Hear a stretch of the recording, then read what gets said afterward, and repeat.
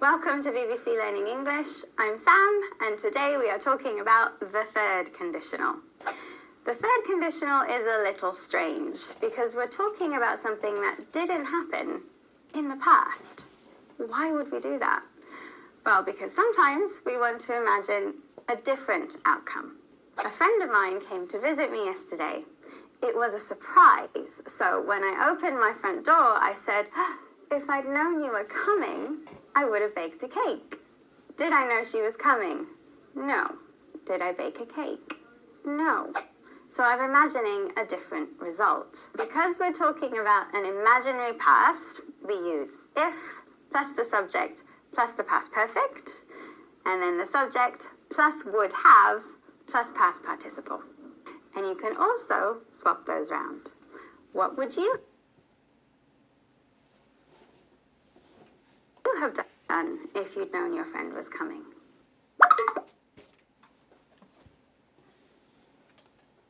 Hi, I'm Tim from BBC Learning English, and today I'm going to tell you about 3 useful words: because, as, and since. These are all used to give reasons. Because is more common than as or since, and we use it when we want to focus on the reason. I'm tired because I didn't sleep very well. When we want to give extra focus to the reason, we can put the because clause at the beginning of the sentence. Because my bed is uncomfortable, I'm getting a bad back. As and since are more formal than because, and we use them to focus on the result rather than the reason.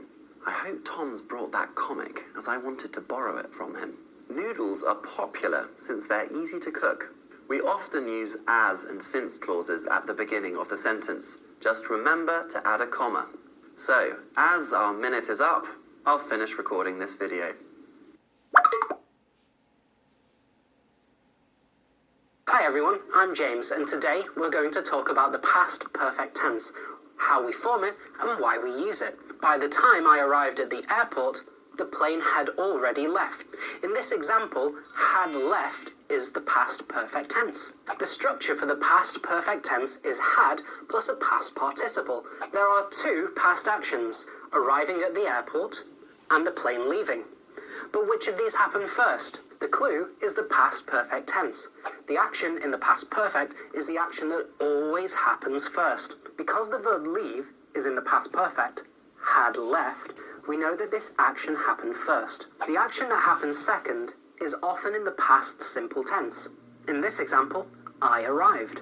When you want to talk about 2 past actions, one which happened before the other, remember to use the past perfect for the first action and the past simple for the second. Thanks for joining us for this English in a Minute.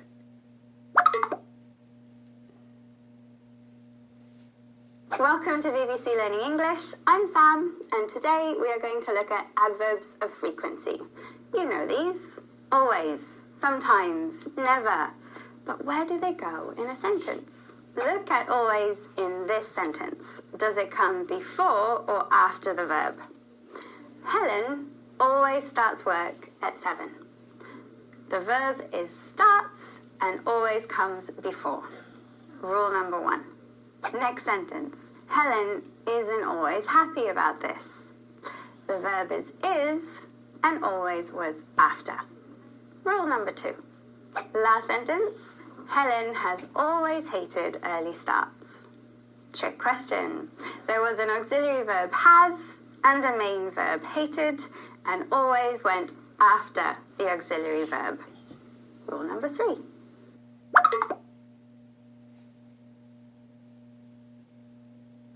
Hi, I'm Tom, and today I'm going to show you how to use tag questions. We use tag questions to ask for confirmation. For example, it's a melon. Isn't it? Isn't it? Has a similar meaning to do you agree? When the statement is positive, we make a negative question. And when the statement is negative, we make a positive question. It isn't a banana, is it? We can use other auxiliary verbs with tag questions, and these show a change in tense and meaning. For example, you won't eat my melon, will you? When there's no auxiliary verb, we make a question using do. Ellie, you really like melons, don't you? She really does.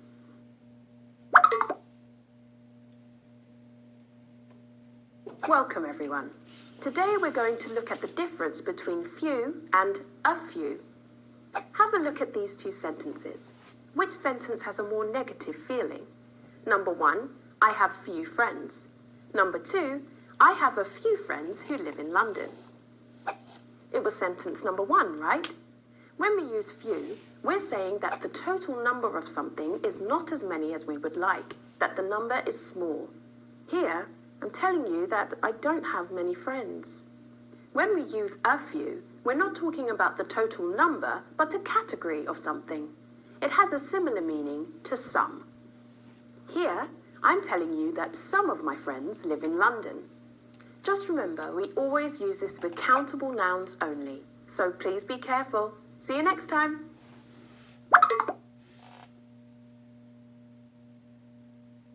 Hi, I'm Phil, and I'm going to tell you about the difference between hard and hardly. Hard we can use in lots of different ways, but it usually means strong, difficult, or intense. Ow, that ball's hard. Calculus is hard. Whew, that was really hard work. Hardly is an adverb, and it can mean almost not. This is too small. I can hardly read it. We can use it with any to talk about quantity. For example, there's hardly any water in this cup. We can use it with ever for frequency. For example, I hardly ever play basketball. To help you remember, it's hard for me to play tennis because I hardly ever train. I can hardly walk afterwards because I've been running hard, and I often get hurt because the ball's hard and there's hardly any time to get out the way.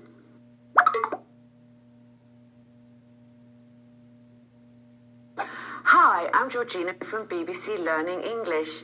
Do you ever wonder about the difference between there, and there? They are all pronounced the same but have different spellings and are used differently. There is used to show plural possession. It is Phil and Ellie's laptop. It is their laptop. It is Georgina and Roy's dog. It is their dog. There is used to identify something for the first time and is often followed by the verb to be. There is a cafe near our office, but it's so expensive. There is a bookshop nearby and it has some nice books. There has the same meaning as they are and is often followed by an adjective. Where are Sam and Dan? They're late. They're never on time. Bye for now.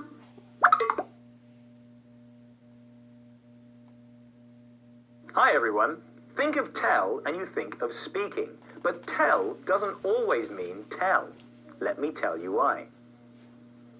Okay, that time I meant speaking. Not only does the verb tell mean say something to someone, it also has a meaning similar to know, recognize, understand, or perceive. We often use it in combination with the verb can to make can tell for the present and could tell for the past. I can tell he's from France. He has an accent. Or, we could tell it was going to rain because of the clouds. We often use it to talk about differences. Then, we might use the negative or the question. Can you tell the difference between this cup and that cup? I can't tell the difference between this cup and that cup. We often use can tell with the pronoun you to talk about something that many people should find obvious. You can tell he's an English teacher. He knows all the answers.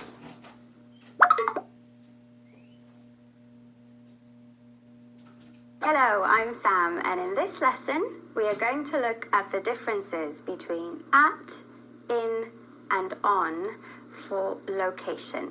At can be used to talk about a single, specific location. I'm at work, or I'm at the BBC right now. On is used in relation to a surface. I'm sitting on a chair. And in is used to talk about a three-dimensional space, usually with four walls. It's similar to inside. I'm in a room. So to help you remember these rules, try to think of a concert. I'm at the front, the band is on the stage, and my friends are in the crowd. And where are you right now?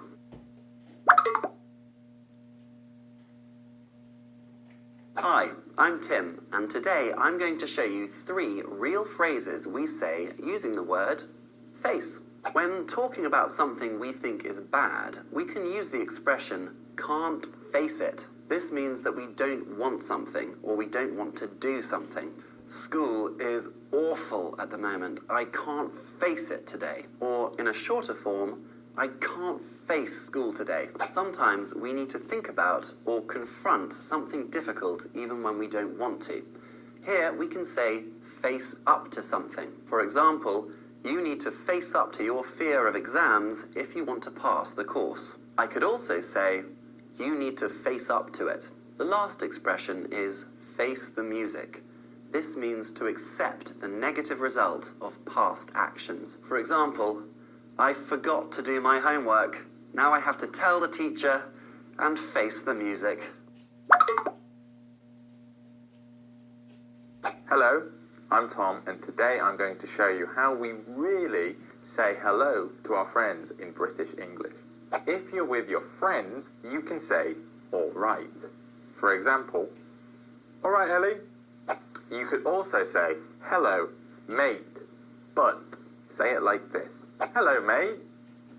Another thing we could say is, how are you doing? But we say it like this. How you doing?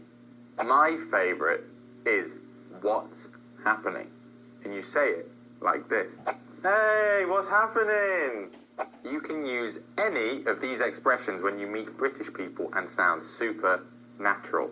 Excellent. So now you know how to use these new expressions. You can come and say hi to us on the BBC Learning English social media pages.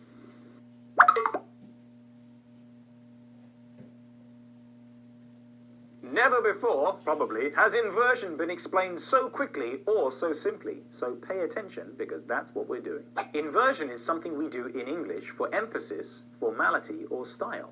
I will never dance. This sentence follows normal word order. Subject, auxiliary verb, adverb, verb. Never is a negative or limiting adverb. Other examples are rarely, hardly, and not often. First, move the negative adverb to the beginning of the sentence. Then, invert or swap the order of the subject and auxiliary verb. Never will I dance. If your sentence is affirmative and doesn't have an auxiliary verb, for example, the present or past simple, then add one. Rarely do I wake up on time. Remember, it's for emphasis, so only do it for a good reason.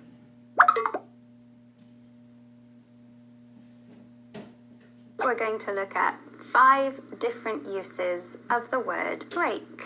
As a verb, break can have many meanings, but today we're only going to look at 3. Number 1, it means to separate into pieces. Oh, I sat on my glasses, but thankfully they didn't break. 2, break means that something doesn't operate or doesn't function properly. Why is my laptop not working? Don't tell me it's broken. And meaning number 3, it means to surpass or do better than something else. Have you seen that new horror film? It broke all the box office records. As an adjective, breaking is very often used together with the word news to mean that the news is very, very recent. I get breaking news notifications on my phone. And finally, as a noun, break means to stop working for a short time. It's time for a break.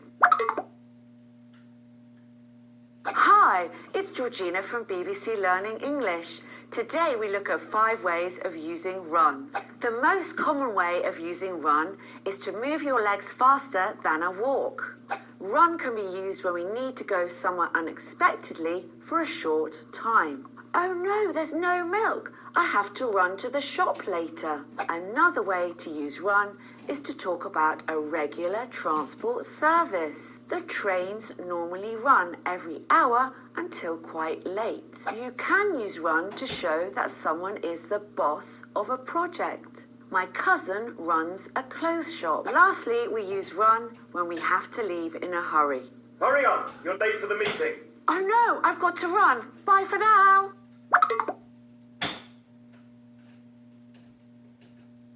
Hi everyone. Late is a very useful word. Find out why on this English in a minute. The most common meaning of late is after the correct time. It can go before a noun as an adjective. I had a late breakfast, so I took the late train. Or it can modify a verb as an adverb. I arrived late to class because the train came late. And don't forget, you can be late for something. I'm going to be late for my own wedding! Late can also mean near the end of a period of time. We didn't go to bed until late at night. We often talk about periods in history this way. The internet was invented in the late 20th century. You can also combine late with of to mean recently. I've been using the internet a lot of late. Finally, late can be used to refer to a person who has died, usually recently. Look at the time! I've got to go. I'm late. Not dead.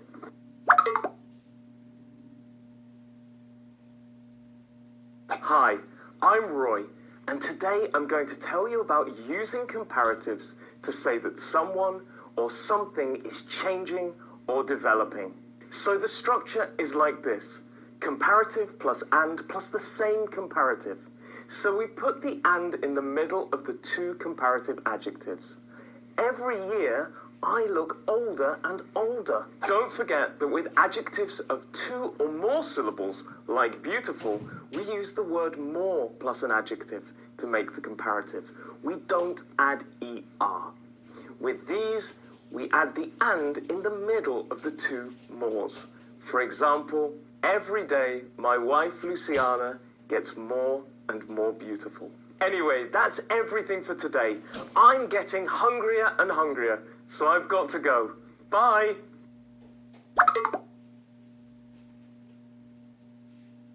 Hi, I'm Georgina from BBC Learning English. In today's lesson, we're going to look at 3 differences between American English and British English spelling. Words which end with ER in American English often end in RE in British English. For example, I live in the centre of town changes to centre. Normally verbs which end in IZE in American English can be spelt in British English with either IZE or ISE. For example, can you organise a meeting changes to organise. Sometimes words with OR in American English can be spelt in British English using OUR. For example, what's your favourite colour changes to favourite colour. It doesn't matter whether you use American English or British English spelling. Just make sure you use one or the other.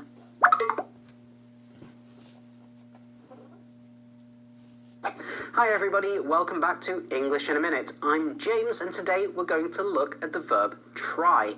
It can be a little bit tricky to use this verb because it changes its meaning depending on whether you use an ing verb or a verb with to. So let's take a look at some examples. I tried baking a cake. I tried to bake a cake. These two sentences are almost exactly the same, but their meaning is a little bit different. I tried baking a cake. When we use try with an ing, all we're saying is that we attempted to do something. It could be a new experience, something that you haven't done before. I tried to bake a cake. When we use try with a verb and to, we're saying that a task is quite difficult to complete, or that we failed. If you'd like to try learning more English, why not go to our Facebook page or to the website. Bye everyone. Sometimes we want to talk about something we thought would happen in the future at a point in the past. We'll look at how to do this now. To do this, we use past versions of future forms. Will becomes would. Yesterday I said I would go to the park. Going to becomes was going to, like this. The last time I saw you, you were going to start a new job. What's it like? The present continuous becomes the past continuous. Last week you were visiting your family the day after I saw you. How did it go? So to recap, will becomes would, going to becomes was going to, and the present continuous becomes the past continuous. At the start, I said we'd look at how to talk about the future in the past, and now we have. Bye!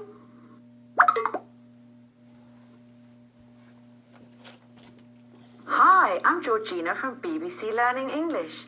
In today's lesson, we're looking at mixed conditionals. We usually use mixed conditionals to talk about a past imaginary situation that has a present imaginary result. For example, if I had eaten breakfast, I wouldn't be hungry now. The first phrase uses the same structure as the third conditional. If plus past perfect. This is because it is a past imaginary situation. It's not true. I didn't eat breakfast. The second phrase uses the same structure as the second conditional.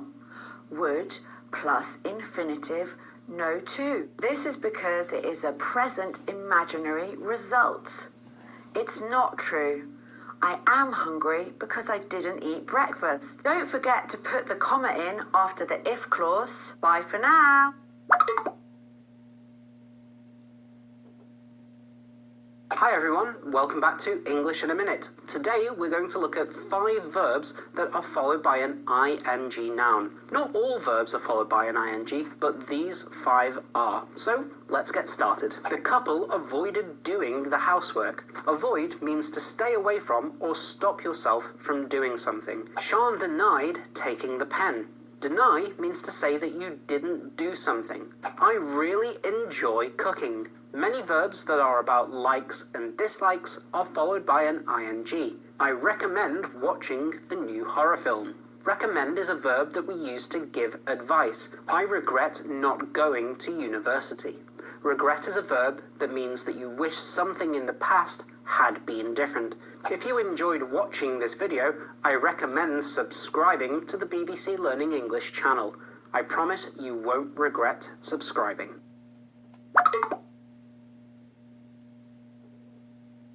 Hi everyone, Sam here, and in this lesson we're going to look at 4 different uses of quite. We use quite before an adjective or adverb to mean less than very, but more than a little. It's quite cold and it's raining quite heavily today. We can use quite before a verb. Often the verbs like and enjoy. I quite like watching football, but I don't love playing it. We can use quite a before an adjective plus noun.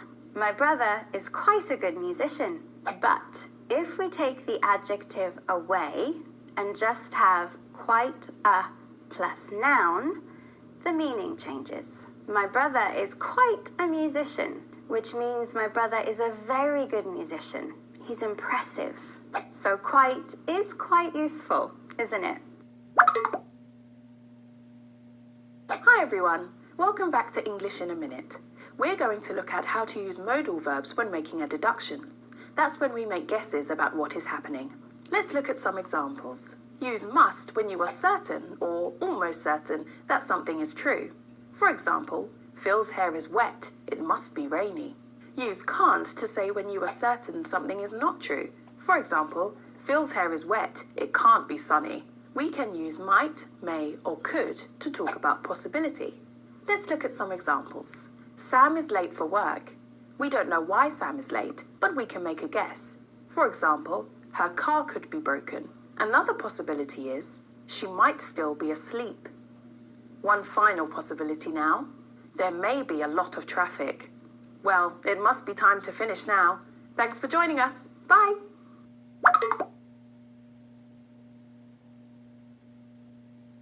Hi, I'm Roy, and today I'm going to tell you all about making comparatives using the words as and as. Look at this sentence. James is as tall as me. That means James and I are the same height. We use as with an adjective and another as to say that something is the same or equal. You can also use the words much or many between the two as's. I have as many video games as James. If you want to say that something is not the same or not equal, you can use the word not. We put the word not in front of the first as. The film is not as good as the book. This means I think the book is better than the film. Anyway, I've got to go, but I hope you're as happy as I am. Bye.